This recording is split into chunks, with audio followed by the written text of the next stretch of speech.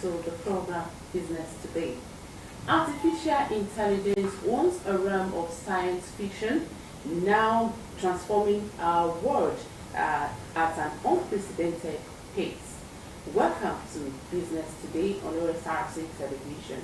I am Omoshibiola Adesoye Ajayi. Today I will be talking about how artificial intelligence, AI, is reshaping industries and economies worldwide. From health to finance, manufacturing to agriculture, AI is revolutionizing every sector, driving efficiency, productivity, and innovation. But with this transformation comes challenges. Some fear job displacement. So how do we navigate this transition? Welcome once again. I have with me, these are many more questions to get answered on the program today. I have with me on the show an ICT expert with extensive experience in AI applications across industries. He is also an entrepreneur. Welcome on the program, Victor ADAMEJI. Thank you so much for having me here. It's good to be here once again. And hi, viewers. Hey, thank you once again for joining us today. How could you provide an overview of artificial intelligence's role in transforming businesses? Or let me put it this way, what are the key ways in which AI is currently contributing to economic growth globally? Okay, so that's a bit of a question over there. So AI, which was once used as a fictional attribute or functionality, has now become our day-to-day, like it's being integrated day-to-day in our health sector, educational sector, even to the entertainment industry, all across board. So I think the fear among people is that how can we apply this? How can we position ourselves with it? I think one of the things about business is to learn how to position themselves in this era by sitting down with their own structure and finding a way on how to automate their systems and the like. So when they figure out how to automate their system, then you can now begin to apply AI to your system. Because if you don't know how to apply it, there is they will be beating the head. They'll be as one beating the head. So if you want to apply it, first thing to do is to study this intelligence we are talking about, the functionality, and how to apply. I think that's the first step for every businesses all over the world. Okay, let's start with healthcare. How is AI revolutionizing healthcare delivery and patient care? All right, take for example, when it comes to diagnosis. So, most times the patient needs to see the doctor, and most times the doctor needs to have like maybe 2-3 other doctors in the room just to assess a patient. But with the use of AI, the AI can easily scan the body and begin to look for things that even the doctor's eyes might not be able to see. And that's where you are now using the use of X-rays in the same system. And the system is now, oh, this is what's going on, this is what's going on, this is what's going on, this is what's going on. What should take 5 doctors, 20 doctors to assess, AI can do it in a matter of minutes. So it works in diagnosis, it works in giving of treatment. We've learned about a nanobot, that's a nanobot that is very, very intelligent, which you inject it into the body, can go straight to where there is an issue in the body and fix the problem right there, or deliver the medication that particular organ needs. So it's widely used across board. It just depends on how you want to. Okay, let's move to finance now. What are some key AI applications, reshaping the finance industry? Okay, take for example, are you talking about the market now, the financial market? The financial market. Okay, now AI can work in terms of analyzing the market for an individual or for a company as a large. So, giving predictions that to take you, maybe let's say it takes the market analyst hours to analyze. The AI can easily pick the market, analyze the market, and begin to tell you where to trade, where not to trade, making the personnel trading have a profitable cash flow, as it were. Okay, in manufacturing now, how is AI, driving operational efficiency and innovation? When it comes to manufacturing, take for example, now manufacturing, what it does is okay, let me go straight to civil engineering now. Okay. So there's what we call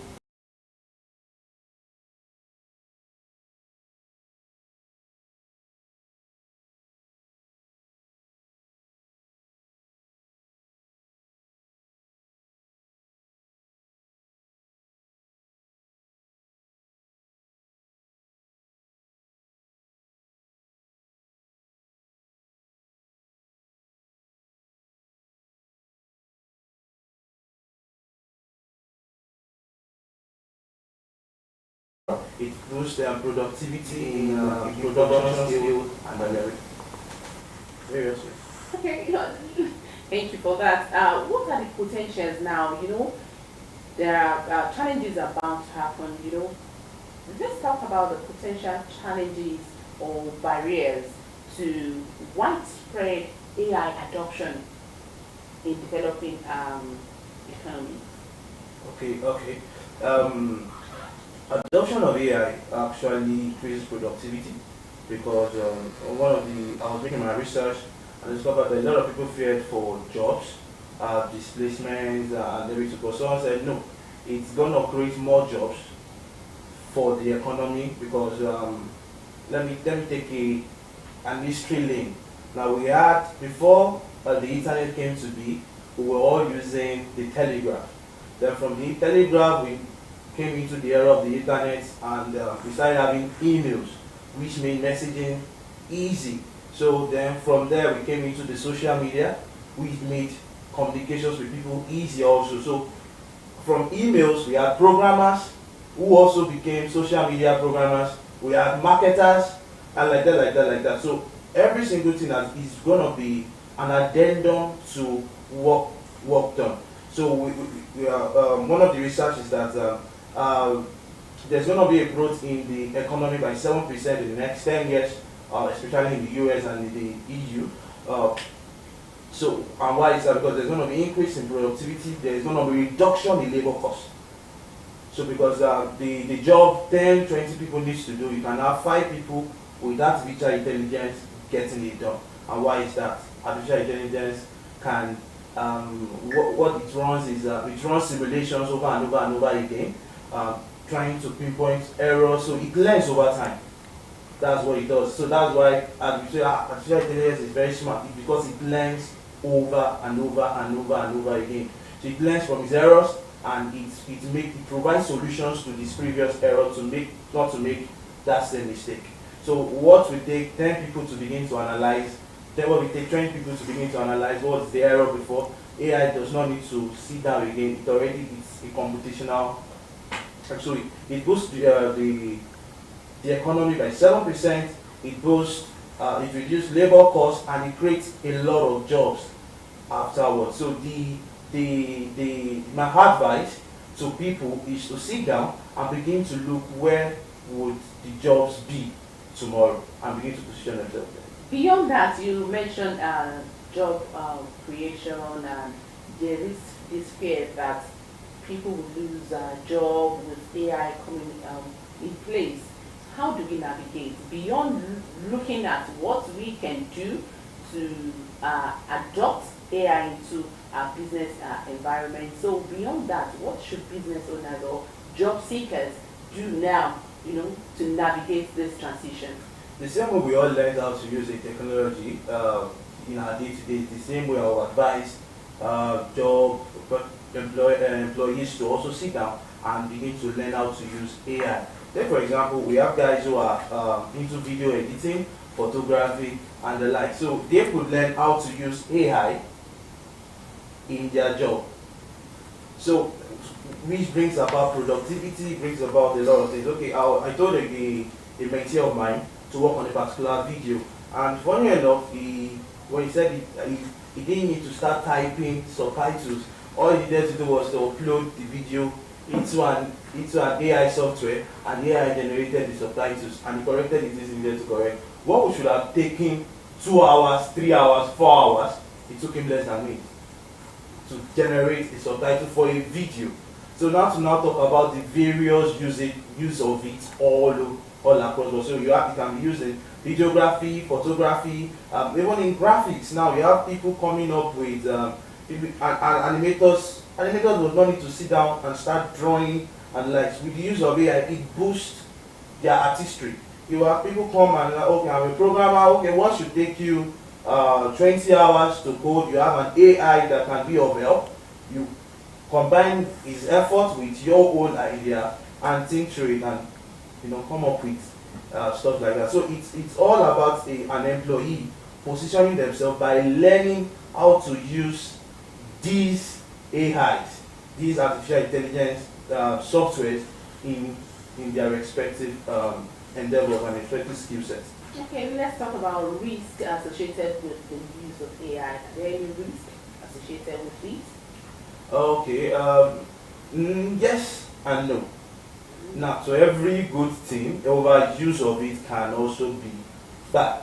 So we have people who are over depending now on AIs, who are not thinking deeply to fetch out, inner innovations, to fetch out ideas from within. So a lot of them now begins to depend on AI to to do certain things, and a lot of people just since I can program it to do this, I can go sleep. No, it's just to make work easy. You as an individual should not stop learning, growing, and the like. So one of the things is that if it's overused, it has the ability to stunt the growth of an individual. So the individual needs to now begin to strive more in becoming better in the use of it, and also becoming better in himself. Okay, before I let go of you today, let's talk about the role of policy makers. Talking about in terms of regulatory frameworks playing supporting AI development, or let me say, what can governments do to support AI development in our economic growth? Okay, take for example, policies are very, very needed, in fact, right now, because just like AI was yesterday's fiction, it's now today's reality. We also have seen fictional movies where we see where AI takes over the world, and it has been the fear of people saying that if care is not taken, if policies are not put in place, there is going to be an issue. So policies are required, policies are needed. And when government now wants to support in the area of government supporting them, government needs to make sure that there is an environment needed, that they create an environment for experts to begin to develop more artificial intelligence, to incorporate it into the society, develop policies whereby businesses now begins to incorporate these things into their system. Take for example, in finance, it plays a role of security. Take for example, someone comes around and say there is a fraud, there is fraud in the system. If there's an AI system in place, it can look for where the fraud came from. It's numerous. So I feel the government needs to support this. The government needs to provide resources towards this, and the government needs to now create policies, not without the expert, but with the expert, on policies that guide the use of AI, so that we don't end up destroyed. Okay, looking ahead, what are the future of prospects of AI? In terms of AI adoption, in terms of helping our economy globally. The future prospects. Yeah. Okay, is it in terms of jobs or job creation, economy generally? Okay, like I've said before, the prospect is that many will begin to, there will be more jobs created, which we don't know of now. There will be more jobs that was going to be displaced. More jobs will require less people on board. So, well, it would increase, like I said, it will increase productivity. It will reduce labor costs, and so many more. So, prospect is more be like, okay, people should start learning AI, becoming an AI engineer, becoming a machine learning expert, becoming the data scientist, becoming a data analyst. Well, AI would also come for the job of data analyst soon enough, but that they can start from there. We have data scientists, data engineers. Those are future job prospects that they can begin to position themselves with the use of AI, not without the use of AI. Okay, Victor, ADAMEJI, thank you very much for your insight into AI's transformation impact across industry. Alright, that will be the size of the show today. As businesses embrace artificial intelligence technologies, it's crucial to prioritize ethics, transparency, and human-centric approaches. Let's strive for a future where technology fuels economic prosperity for all. And that's the size of the show. Thank you so much for being part of today's edition. Next week is another time, God willing.